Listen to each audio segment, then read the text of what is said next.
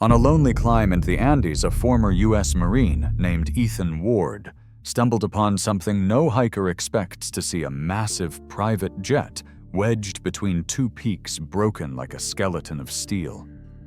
Inside, he found traces of survival, desperate carvings on the walls, and documents hinting at secrets far larger than an accident. What he uncovered was not only a wreck, but a mystery buried in ice. If you want to hear how this story unfolds, make sure to like and subscribe, and tell me where you're watching from. Ethan Ward had turned 28 the week before he left the service. The papers were signed, the uniform, folded, the medals put away in a box that felt more like a confession than a trophy case. After years in Afghanistan, years of dust storms that blinded, of convoys that rattled along roads where every pothole might hide a mine of brothers lost in seconds that stretched into lifetimes, he found himself home, and yet not home. Colorado had been where he was born, but when he stood on his parents' porch, the air seemed foreign, like something borrowed from another man's lungs. He needed distance, a place where silence was not an enemy waiting to ambush him.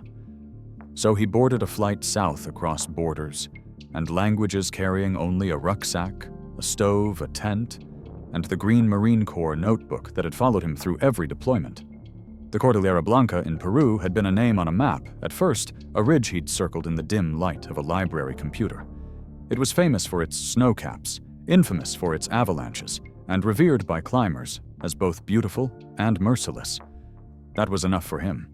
Beauty he did not trust, mercy he did not believe in, but honesty in cold, in altitude, in stone that he could live beside. The bus dropped him in Huaraz at dawn, a town still shaking off the night. Vendors were just beginning to lay out baskets of fruit and bread, and a dog nosed through wrappers by the curb. He shouldered his pack and began walking toward the edge of town, the mountains rising like jagged teeth beyond the rooftops. Children chased one another across a dirt lot, their laughter bright, unburdened. He turned away quickly, as if the sight of uncomplicated joy might scald him. By noon, he had reached the trailhead. The air was already thinner, his breaths shallow. He tightened the straps on his pack and adjusted his cap, aware of the weight pressing across his shoulders like an old command. A wooden sign warned of sudden weather changes, of landslides and ice falls. Ethan touched the sign with his gloved fingers the way a Marine taps a doorframe before entering, then started upward. The trail wound through forests of quennual trees, their twisted branches wearing coats of lichen. Each step cracked frost underfoot, and the smell of earth and resin clung to him, grounding him in the present. He counted his breaths like he used to count paces on patrol, steady, measured, controlled. The mountains demanded rhythm, and rhythm kept panic at bay. By late afternoon, the sun dipped low, casting long shadows that reached for him like fingers. The slope grew steeper, the ground harder, until rock replaced soil, and his boots scraped against stone.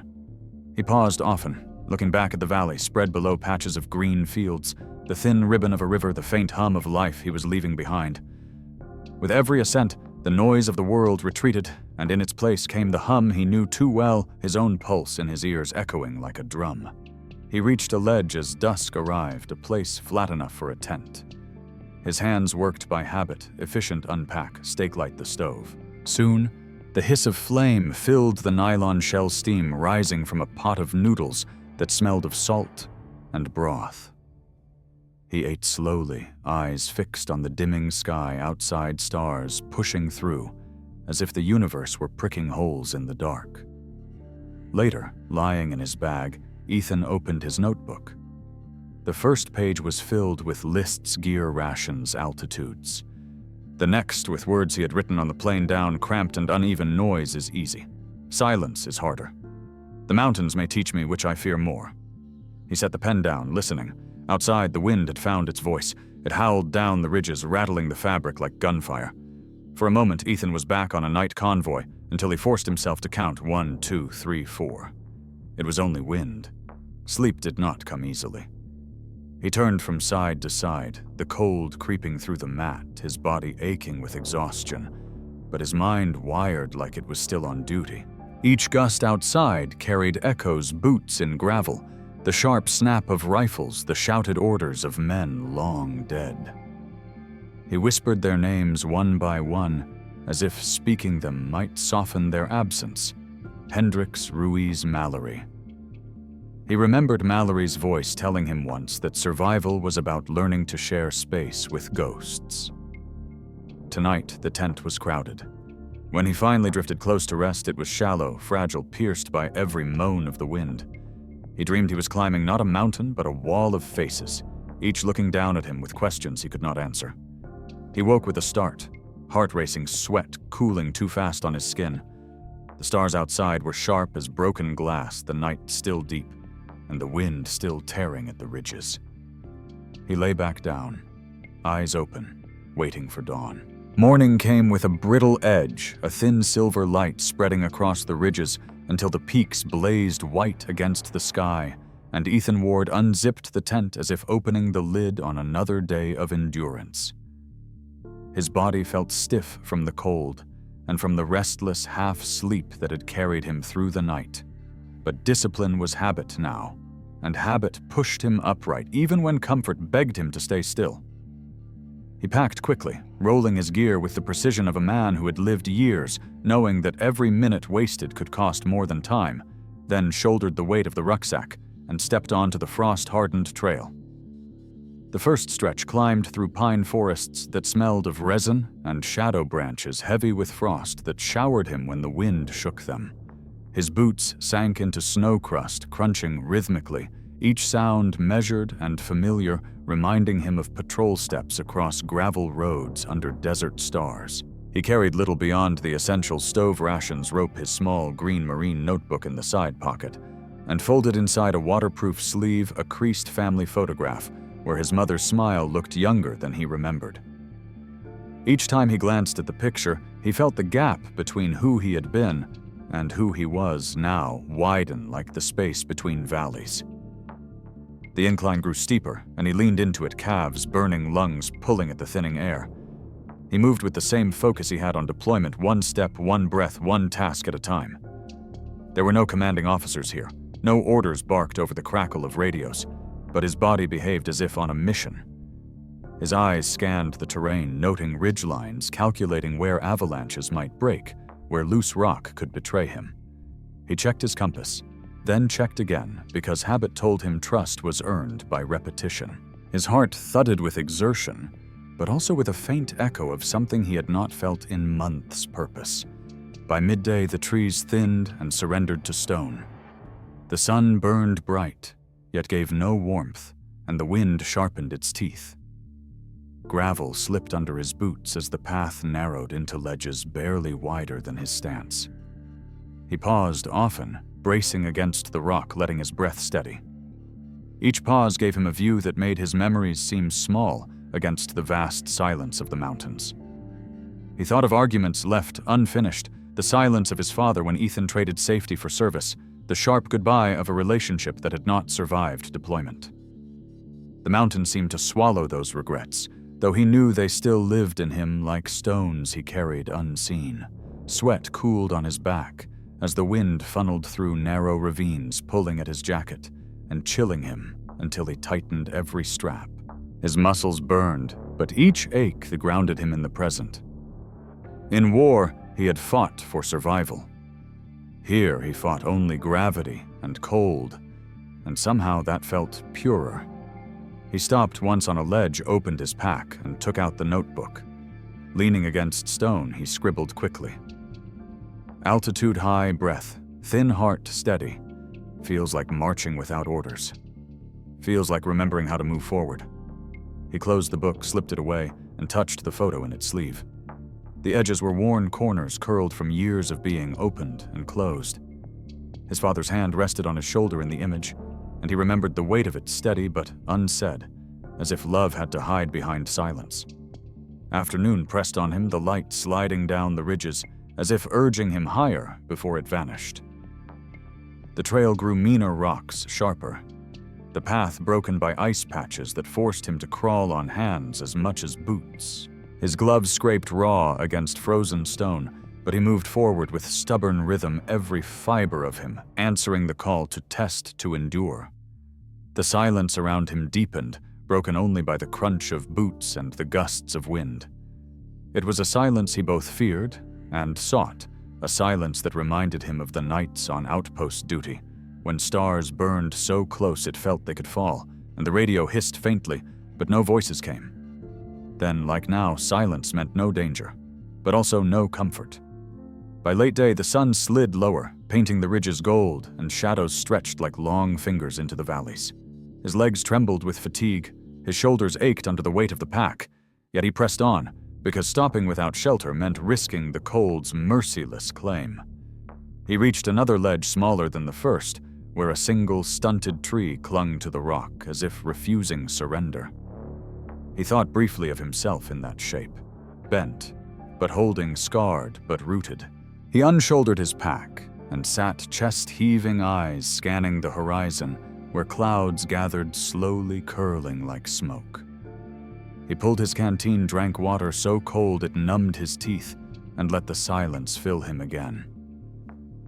For a moment he thought he heard echoes, not of wind this time, but of boots moving somewhere unseen, and he froze, listening before realizing it was only his heart pounding in his ears. He rose, steadied himself with both hands against the stone, and set his gaze upward. The trail still wound higher into snowfields, where the air shimmered with cold, and the light thinned to a pale wash. His instincts whispered caution, yet something deeper pulled him forward. He adjusted his pack, glanced once more at the photograph tucked safe inside, and began climbing again, each step a vow, each breath a fragile tether holding him to the mountain's face, as the light dimmed and the ridges ahead grew sharper, waiting. The afternoon light was thinning to a pale wash when Ethan stopped to catch his breath.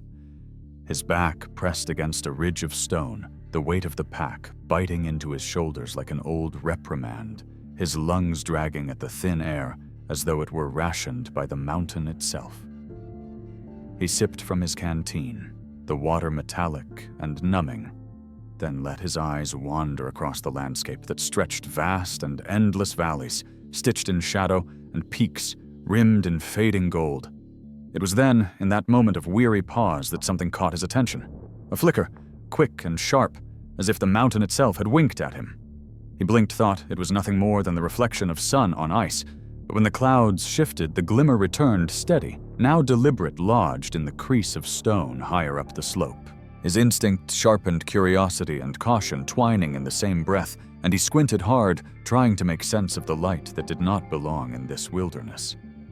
He told himself it was a shard of rock, polished by centuries of ice, or maybe a forgotten canteen dropped by a climber who had braved this path long ago. Yet as he shifted his position, and the angle changed, the reflection grew bolder, brighter, a metallic defiance against the solemn face of the ridge. Ethan felt his pulse quicken, a rhythm that had nothing to do with exertion, and a thought whispered unnatural, something man-made, something hidden. He adjusted the straps on his pack and started upward, altering his root boots, crunching against loose gravel hands steadying on the rock, when the incline betrayed him. The path was cruel here, jagged, demanding his full attention, and twice he slipped where stones rolled beneath his soles, forcing him to drop to one knee, his gloves scraping raw against the cold surface. Each time he rose again, the gleam grew closer, until it was no longer a flicker, but a fixed promise waiting to reveal itself. By the time he hauled himself over the ridge, sweat froze at his temples and his breath came hard and ragged, echoing in the thin air. He stood upright, eyes widening, and for a moment his mind rejected what it saw, insisting that his vision was betraying him. But there it was, undeniable. Wedged between two cliffs, its nose buried deep into rock, and its wings snapped like broken bones, lay the skeletal remains of a massive private jet. The fuselage, once polished and proud, was now corroded, its skin peeled and blistered by decades of storms, its windows cracked and glazed opaque with frost. The tail fin jutted upward like a gravestone towering against the fading sky, and though the logo painted on it had been erased by time, its shape carried the weight of a forgotten story. Ethan froze, rooted to the ledge, his breath puffing white in the air as questions crashed through him. How could such a machine have found its end here, in a place where no runway lay, within hundreds of miles, no clearing broad enough to welcome its descent? The altitude alone seemed impossible, a graveyard not built for engines and ambition. He felt the first surge of unease, an instinct that told him to turn back, to leave the wreck undisturbed, as though it were a tomb with its own guard. Yet even as fear whispered retreat, something deeper pulled him closer, a soldier's stubborn compulsion to confront the unknown, to find the truth no matter how it weighed on him. He took a cautious step forward, then another, boots crunching against gravel until he stood at the broken edge of one wing. Time had stripped it of its luster. Rivets rusted to orange scars, jagged fragments scattered across the scree, like bones scattered from a long-forgotten grave. He reached out with a trembling hand and let his glove rasp against the torn metal. The cold biting through fabric, the solidity of it sending a shiver into his marrow. This was no illusion brought by altitude or fatigue. It was real hard as steel, present as the ground beneath him. Circling slowly, he scanned every detail, eyes drawn to the shattered windows, along the side where fragments of glass clung stubbornly to their frames. Through them, he glimpsed only darkness, broken by faint outlines of leather seats, torn and gaping stuffing, spilling like scars long healed, yet never forgotten. A curtain, once velvet, perhaps dangled in tatters from a bent rail, stirring faintly in the mountain wind. The smell reached him, then rust and dampness, a musty breath of time that clung to fabric long abandoned. It was faint but undeniable, a scent that did not belong to the clean air of ice and stone.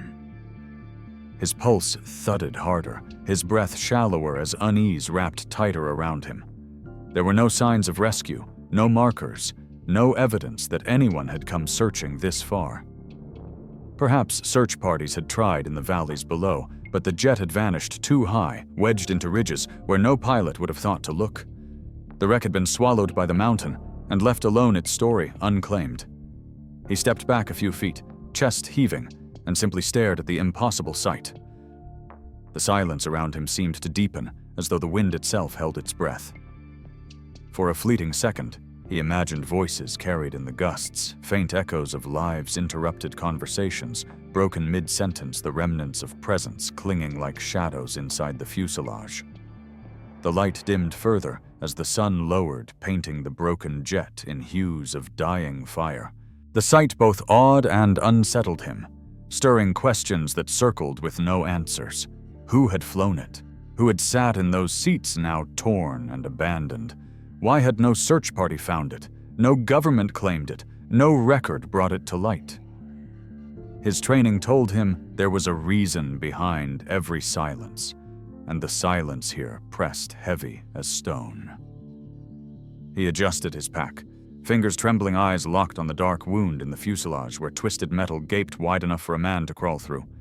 The opening beckoned like the mouth of a cave, dark and heavy with secrets. He swallowed hard, throat dry, as the wind whispered through the broken frame with a sound almost human, almost a sigh. He knew then that his climb was no longer just about endurance. It had become something else, a crossing into mystery, a step toward a truth the mountain had guarded for decades, waiting for him to come. Ethan stood frozen on the ledge, his boots planted in gravel that crunched under the shifting wind. His eyes locked on the broken carcass of the jet, disbelief colliding with the cold air that sliced across his face. He had seen wreckage before, convoys split by fire helicopters brought down in valleys overseas, but never this, never a machine of privilege and wealth, marooned in a place where no runway could exist, no flight path made sense. The mountain around him stretched silent and endless peaks rising like sentinels. And yet here lay a monument of steel, fractured and abandoned, a machine torn from the sky and buried in solitude. He felt his chest tighten as the realization settled that no rescue had ever touched this place, no searchlight had swept these broken wings, and no hand had closed the story of those who had flown here. The jet lay silent, wedged into rock, its body twisted but unyielding. His breath fogged in front of him as he tried to reason through the impossibility. There was no open plateau, no flat stretch where a landing could have been attempted, not even the faintest sign of a path carved by human desperation leading toward the valley below. It seemed as though the plane had fallen from the sky into the very teeth of the mountain, caught and broken like prey. Ethan's instincts told him to turn back, to retreat down the slope, while daylight still lingered to leave the wreck to its silence and storms. Every nerve whispered caution, yet another part of him, the part trained to confront rather than avoid, stirred awake. Marines were taught to investigate, to push toward the unknown, because danger ignored was danger multiplied. And so curiosity, hardened by habit, began to outweigh his unease. He edged closer, boots sinking into loose scree. His body tensed against the slope until he stood beside the torn metal, where the wing had sheared away from the fuselage. The surface was pitted with rust-jagged edges bent outward like ribs cracked open, and in the hollows lay decades of snow, compacted into ice. His hand lifted almost against his will glove, brushing against the cold skin of the jet, and the shiver that followed was not only from the cold, but from the uncanny sensation that he was touching the husk of something that still remembered the lives it had carried. He circled slowly, the silence pressing tighter every step, echoing against stone, as though amplified by the mountain itself.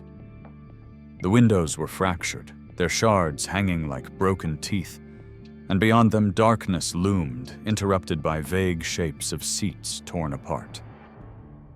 A door lay twisted its hinges, split its surface, corroded, until it looked less like a door and more like a slab of rock.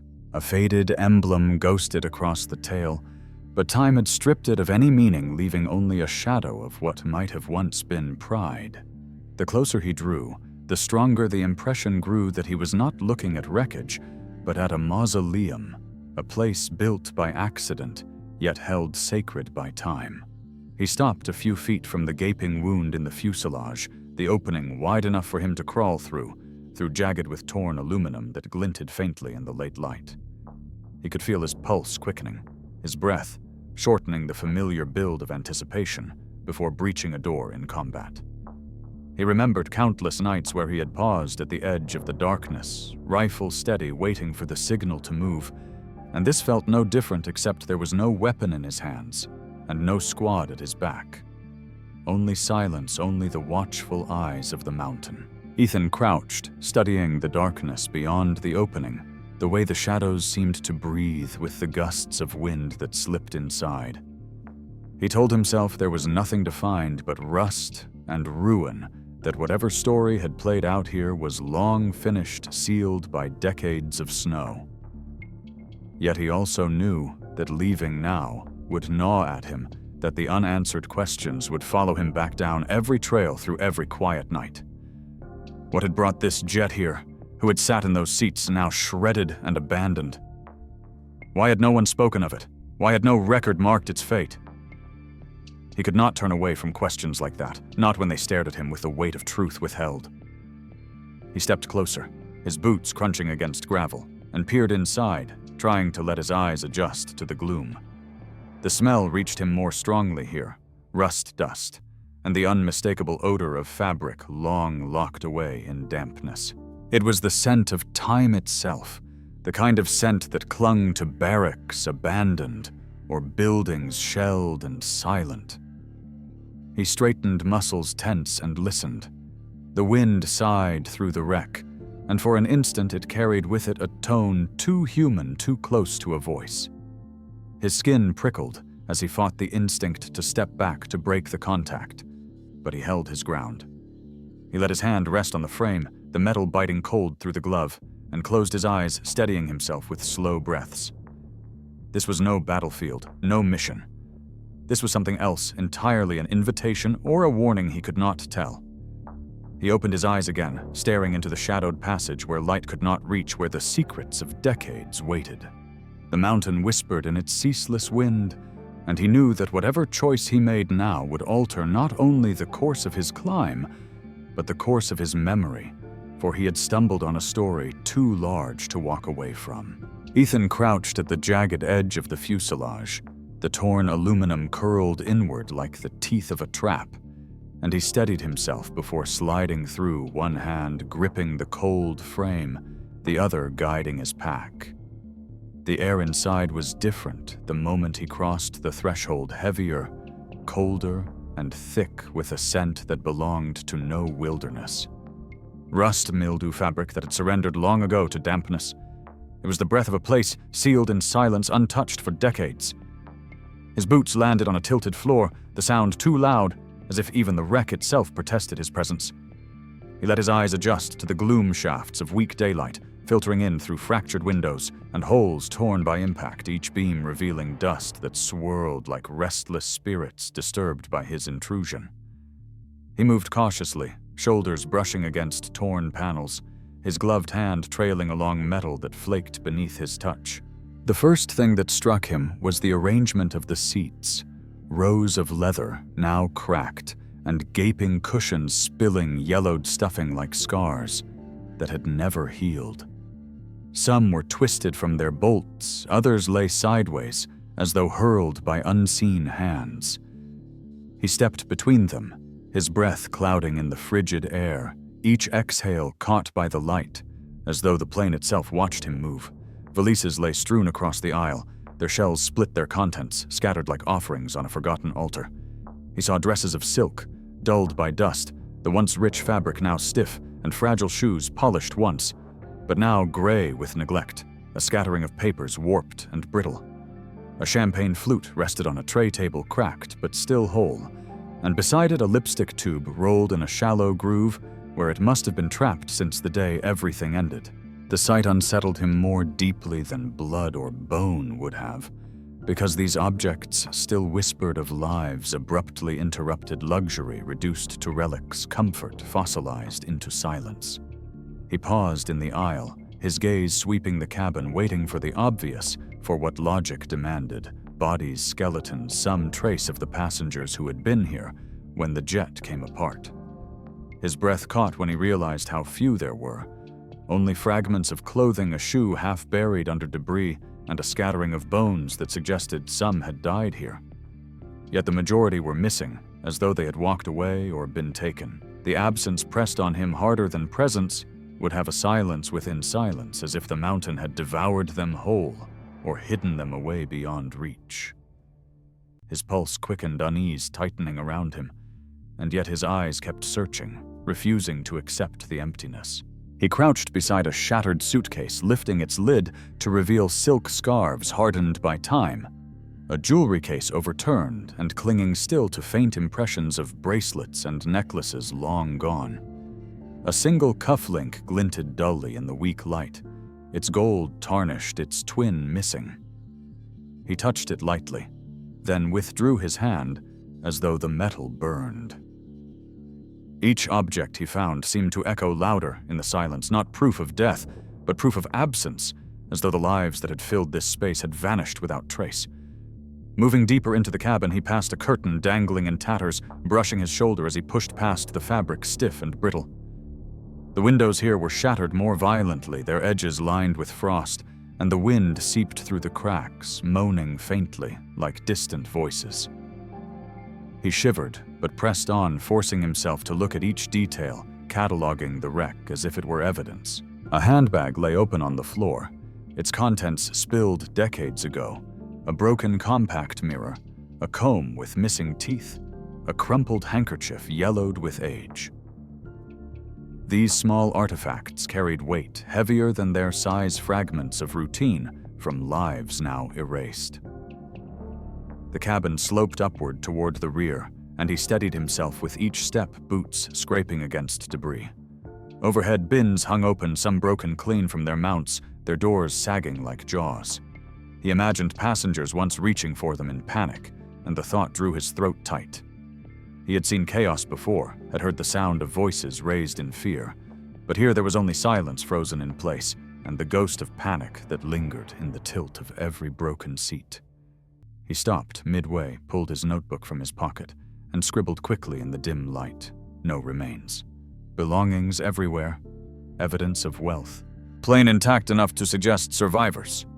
He hesitated before underlining the last word, the question pressing hard against his chest. Survivors. Could it be?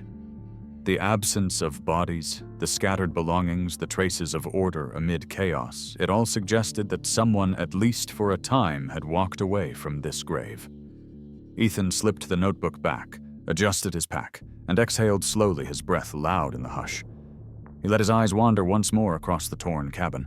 The twisted seats, the scattered relics of luxury, the strange stillness that had held for decades.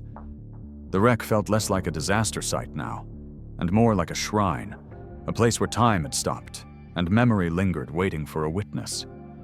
He stepped forward again, drawn deeper into the darkness, aware with every movement that what he was finding was not an ending, but the suggestion of something unfinished, a story that refused to close. Ethan pressed deeper into the broken fuselage, his boots crunching against scattered debris, the stale air clinging to his lungs like a weight, and the further he went, the more the silence seemed to thicken, until even his own breathing felt like an intrusion. The dim light from the cracked windows faltered as he reached the rear of the cabin, where shadows stretched across the tilted floor, and here he noticed something different, something that did not belong to the chaos of impact. Near the aisle against the warped flooring, a circle of blackened soot marked a place where fire had once burned. He crouched low, gloved fingers, brushing the residue, and when the fine powder clung to the fabric, he knew it immediately. Ash, the remains of a small flame built from scraps, desperate warmth conjured in a place that had no mercy. His pulse tightened. This was not the wreckage of a single instant. This was proof of endurance, proof that someone had lived after the fall. Nearby, a cluster of metal cans lay scattered. Their lids pried open, jaggedly edges, rusted the marks of knives or stones still etched into the tin. He picked one up, shook it, and heard only emptiness, the hollow rattle of survival long past. His mind painted the image too easily, men and women huddled in the frozen dark, sharing scraps of food by weak firelight. Their breath mingling in clouds, their fear pressed down by the will to last another hour, another day. He set the can down slowly, his throat dry, the gravity of what he had stumbled upon pressing deeper than the cold ever could. Straightening his eyes, searched the steel walls, and that was when he saw them, scratches carved into the aluminum, crude lines gouged by trembling hands. He stepped closer, raising his light to catch the surface, and there, scrawled across the wall, were the words that froze his chest. Day 5, no food. Lower down in letters less steady but just as deliberate. Help us. The words cut through decades, reaching him, as if written yesterday, desperate voices trapped in steel, their last call echoing across time. Ethan's skin prickled, his breath caught, and he stood motionless, staring at the testimony of survival carved into cold metal. He reached out, touched the letters with the tip of his glove, and felt the grooves bite against his fingertip, real, undeniable, carved with force and fear. He closed his eyes for a moment, and the wreck came alive around him. He could hear the crackle of makeshift fire, the whispers of voices rationing food, the scrape of metal against wall, as someone etched the passing days, each line both defiance and despair. He opened his eyes again, the silence pressing back the voices gone, leaving only him and the carved words as evidence. His heart hammered.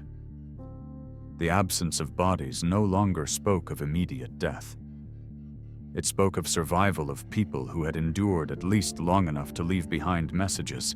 But if they lived, where had they gone?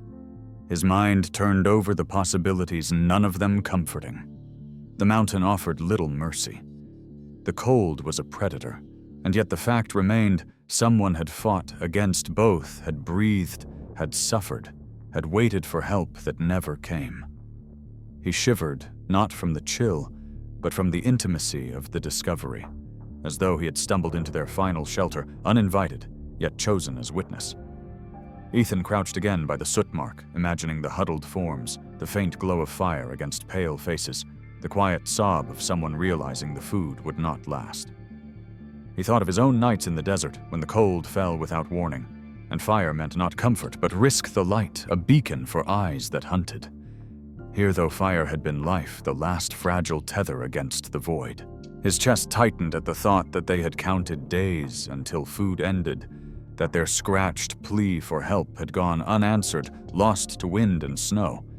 He pulled the notebook from his pocket, flipped it open with stiff fingers, and wrote with urgency, evidence of survivors, ash from fire, opened rations, inscriptions on wall day 5, no food, help us.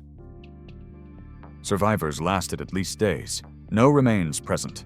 Question, where did they go? He stared at the words as though they might rearrange themselves into clarity. They did not, and he closed the notebook, slipping it back into his jacket with care.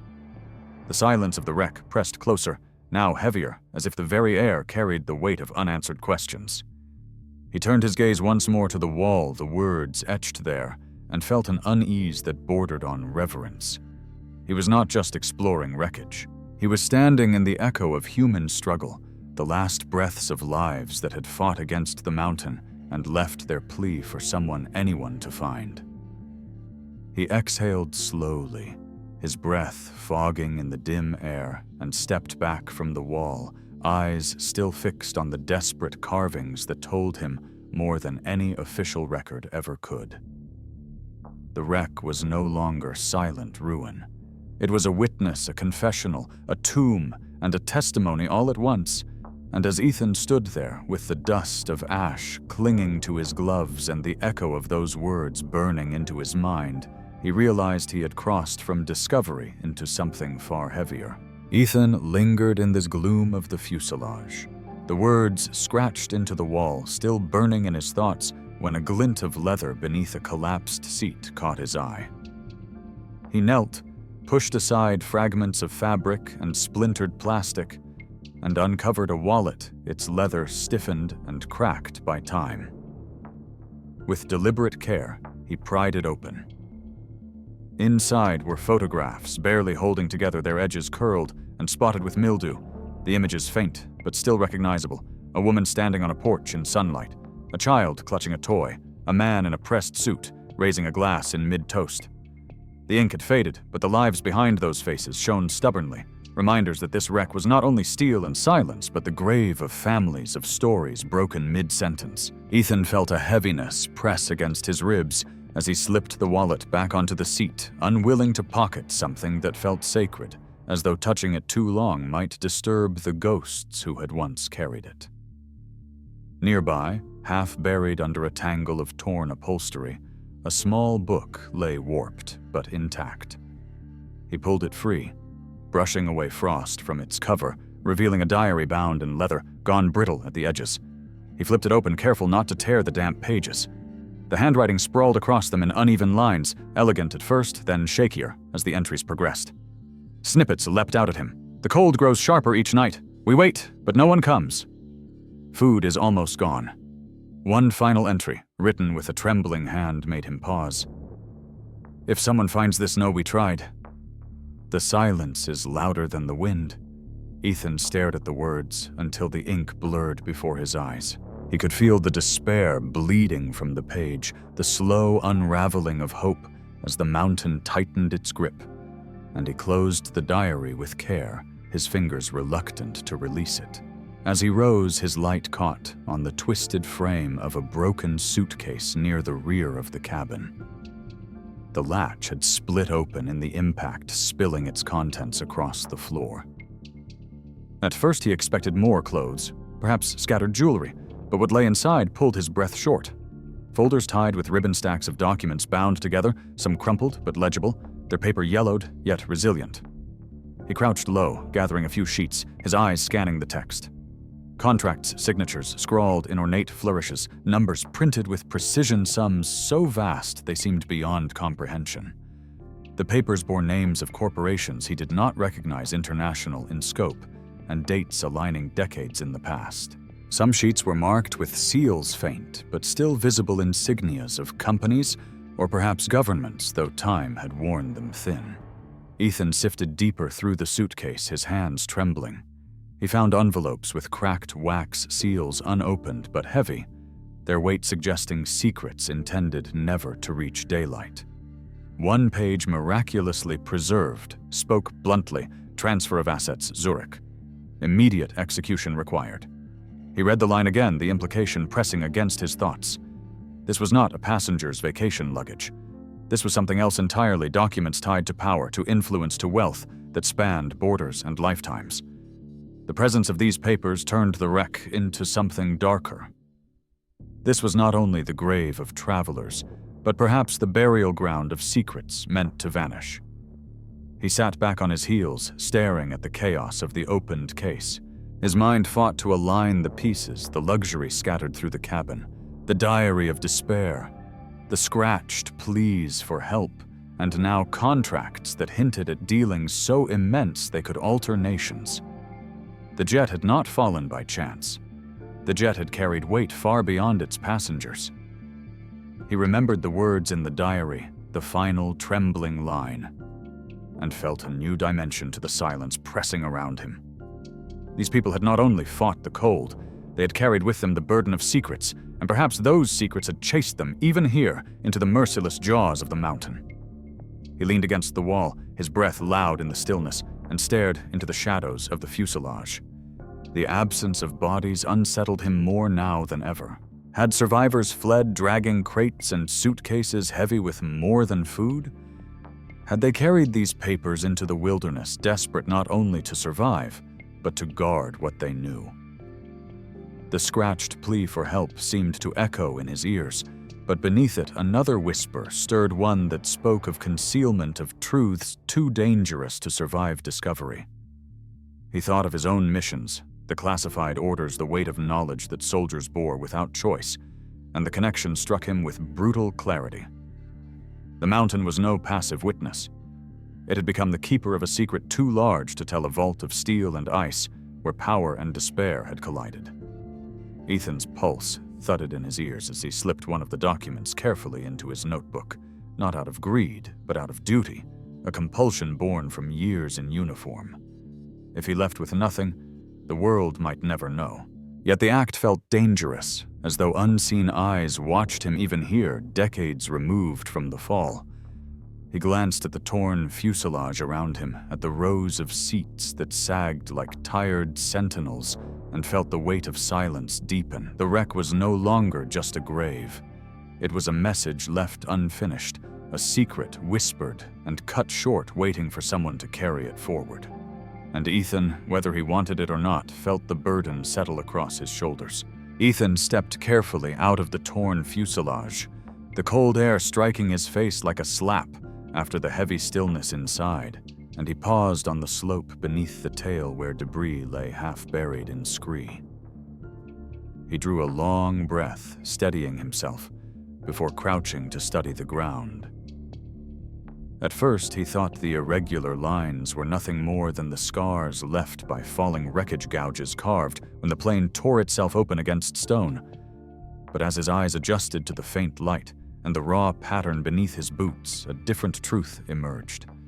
The grooves were too deliberate, parallel and narrow, as if something heavy had been dragged across the rocky ground. They stretched outward from the base of the tail and wound away into the distance, weaving through stone and frost until they disappeared into the shadows of a gorge. Ethan's chest tightened. The survivors had chosen to burden themselves with crates instead of fleeing light. The only reason could be that what they carried was more valuable than food or warmth, something they were willing to die protecting. He lowered himself to touch them, his gloved hand tracing the edges, and the grit fell away to reveal marks, long, weathered, but unmistakably human. These were not the scars of accident. These were the tracks of choice. The realization drew his chest tight, his pulse quickening as the pieces began to align. The diary entries of despair, the soot and the scratched pleas for help, the contracts and sealed envelopes scattered among luxury, none of it ended at the fuselage. Survivors had lived here, yes, but they had not stayed. They had moved, and they had moved with purpose. He stood slowly, eyes following the faint grooves into the distance, imagining the scene, gaunt figures hollowed by hunger and cold, straining against the weight of crates, their hands raw against rope, dragging what they had salvaged from the wreck. Perhaps documents, perhaps valuables, perhaps something more dangerous than either. His breath came heavier as he pictured them vanishing step by step into the merciless mountain, leaving behind only marks that the years had nearly erased. Ethan shifted his weight, scanning the ground for more signs, and found faint impressions in the dust shapes that might once have been footprints but had long since blurred into shallow depressions. The mountain had done its work well, hiding what little the survivors had left, but not completely. He felt again the weight of the wallet in his memory, the family smiling from another life, the diary of despair, the words carved into steel walls. Now these grooves told him more still the story had not ended inside the wreck. It had spilled outward into the wilderness beyond reach of the fire they had lit beyond the circle of ash, where they had waited. A knot formed in his stomach as he considered the implications. If they had left carrying crates, then survival had not been their only concern. They had chosen to burden themselves with weight when every breath and every step would have demanded they travel light. Why, the documents he had seen whispered of power and secrets negotiations beyond comprehension. Could it be that the survivors had chosen to guard those very things? Even as their bodies withered against the cold, the grooves in the stone seemed to answer a testimony of desperation and determination etched into the earth. He crouched again, measuring the depth of one track with his fingers. It was deeper than the rest, as if the weight of a chest or trunk had pressed harder into the ground. He imagined the struggle, the slipping boots, the labored breaths, the will that drove them forward. And then he imagined the silence that followed the marks fading into emptiness. The story cut short where no one would ever think to look. His breath fogged in the pale air, and he found himself whispering aloud, though no one could hear. "Where did you go?" The words drifted into the wind and vanished, carried away into the same silence that had swallowed theirs. Rising again, he followed the grooves for several paces, his boots sliding on loose gravel, his eyes fixed on the faint line that snaked away into the gorge. He felt as though he were walking in their steps, shadows of men and women who had passed here decades ago, their strength spent with each dragging motion. The sound of the wind grew sharper, funneled through the ravine ahead, and it seemed to answer him with its hollow voice, though it gave no answers he could hold. He stopped at the edge where the tracks dipped downward, where snow and stone concealed the rest, and he stood there with his fists clenched against the weight of questions. The thought struck him hard. If survivors had carried those crates away, then perhaps they had been pursued. Perhaps the storm of secrecy that had filled the suitcases had not ended with the crash. Perhaps someone had come for them, or perhaps the mountain had simply claimed what it would. Either way, the evidence was here, stubborn and undeniable, telling him that the wreck was not a tomb alone, but the threshold of a journey unfinished. His chest ached with the knowledge that no one had ever found them, no record spoke of them, and yet their story lingered in scratches and soot and grooves across stone. He pressed a hand against the fuselage one last time, feeling the cold metal against his palm, as if to mark the place where their silence had begun, and then turned back to the tracks stretching outward. The mountain seemed vast and indifferent before him, its ridges sharp against the pale sky, its valleys already darkening with shadow. He thought of his own time in uniform, of missions carried into hostile lands, of orders that demanded silence, and he recognized the echo here too. These people had not been ordinary passengers. This was not an ordinary crash. The grooves carved into stone told him they had walked into history and vanished carrying something that refused to be buried, and he felt the weight of it settle deeper into his bones as the wind tore past his ears and the trail slipped away into the gorge ahead. Ethan lingered at the mouth of the gorge, his gaze locked on the fading grooves in the stone when the first sign of the storm descended with unsettling swiftness. The wind, which had been restless but steady, fell silent in an instant, the kind of silence that tightened the air before disaster. He knew the mountain's moods by now, enough to feel the warning before it came, and yet the sudden stillness unsettled him, making the fine hairs along his arms stand on end. He turned his face upward, scanning the ridges, and saw the clouds spill over the peaks, like an advancing tide, thick gray and merciless. A single flake landed on his glove stark against the dark fabric, then another, and within moments the air was filled with white, driven hard by gusts that began to scream between the cliffs. He tightened the straps of his pack and stumbled back toward the wreck, the snow blinding the world, dissolving into a white wall where even the nearest rocks blurred. The fuselage appeared through the storm like a phantom, its torn body half swallowed by snow, and he clawed his way inside just as the gale struck in full. The wind roared through the broken windows, making the wreck moan like something alive. Ethan crouched near the tilted rows of seats, his flashlight beam trembling across the walls, and every time the wind rose, he swore he heard the cadence of breath, the drawn-out groan of someone clinging to life. His rational mind insisted it was air funneled through metal, but his heart pounded with the memory of the scratched words on the wall of the diary's last line, and the illusion tightened into truth. He wrapped his arms around himself, pulling his jacket closer, but the cold seemed alive, pressing through the layers as though it seeped from the steel itself. Dust and frost whirled in the narrow beams of light, and when he shifted, the curtain hanging near the lounge stirred. He froze, his breath caught. There was no draft here. The storm battered the outside, but the curtain should have lain heavy. Yet it swayed faintly, a movement too deliberate, as though unseen hands brushed it aside. Ethan forced himself to rise, his knees stiff, and stepped closer, one hand reaching to still the fabric. It hung limp when he touched it, thick with dust, lifeless, but the image of it moving remained seared into his mind.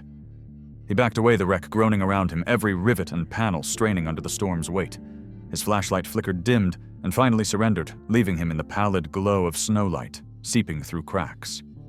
The semi-darkness turned every corner into threat, every jagged shadow into a figure watching. He sank into a broken seat, clutching the straps of his pack as though it were anchor, and tried to steady his breathing.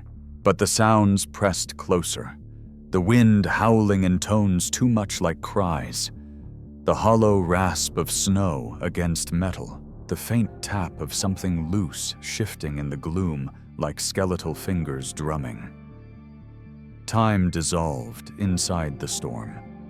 Minutes, perhaps hours, bled together as he sat listening to the voices of the wind, the imagined whispers of those who had once huddled here, their fire burning down to ash. He thought of the words scratched into steel of Day 5. No food of help us. And now he could almost hear those pleas carried in the gale, repeated and distorted until they sounded like the dying chorus of ghosts. He pressed his palms to his face, but the darkness behind his lids offered no relief. Shapes lingered there. Two faces, half-seen lips moving in silence, eyes that pleaded across decades. He dropped his hands and stared at the floor until the storm's fury finally began to ebb. When the wind softened, it left a silence deeper than before, a hush that pressed down so heavy it seemed the wreck itself held its breath. Ethan rose unsteady and edged toward the opening, his boots crunching on frost. The air outside still carried snow, but in gentler sheets, drifting rather than striking, and the clouds broke enough to reveal the pale glimmer of moonlight. The fuselage gleamed faintly beneath its growing shroud of white, half buried, its torn wings jutting like broken bones frozen in place. He stepped out carefully, the air sharp in his lungs, and turned toward the gorge where the grooves had led away. His chest clenched at once. Most of the tracks were gone. Where the grooves had carved into dust and loose scree, the snow had buried them, leaving only the deeper ruts faintly visible beneath a crust of ice. He brushed at the surface with his gloves, uncovering broken traces before the wind swept snow back over them. The mountain was erasing the story step by step, as if determined to seal it again. What had endured for decades, weathered but visible, had been swallowed in a single night, wiped away as though to keep its silence intact. His breath came sharp, the weight of loss heavier than the storm. The survivor's path had been real. He had touched it, traced it, and now it was gone, buried again, as if the mountain itself had decided he had seen too much. Ethan straightened slowly, the snowflakes clinging to his eyelashes, his chest heaving as the wind whispered softer, but no less cruel. He turned his gaze back to the wreck, its shape stark against the white, its hollow windows watching him with empty eyes. The mountain had revealed just enough to draw him deeper, to show him fire, and ash words carved in steel documents, scattered in shadows, grooves carved into earth. But now it had taken part of it back. He stood motionless, feeling smaller than ever beneath the vast peaks, his breath clouding in the brittle air, and for the first time since arriving, he felt not only like a witness, but like an intruder trespassing in a secret the mountain was determined to protect. Ethan stood in the thinning snowfall, his body weary and his breath unsteady, staring at the wreck that loomed half-buried in white. For hours he had listened to the storm's voices, to the mountain's strange chorus of moans and whispers that seemed to carry the ghosts of those who had once lived within the steel tomb. Now, as the wind softened and the moon returned in fractured light, he felt the decision press against him like the weight of his own pack he could not stay. The mountain had revealed pieces of its secret, but it had also reminded him with ruthless clarity that it would not yield all. If he lingered, he would join the silence rather than escape it.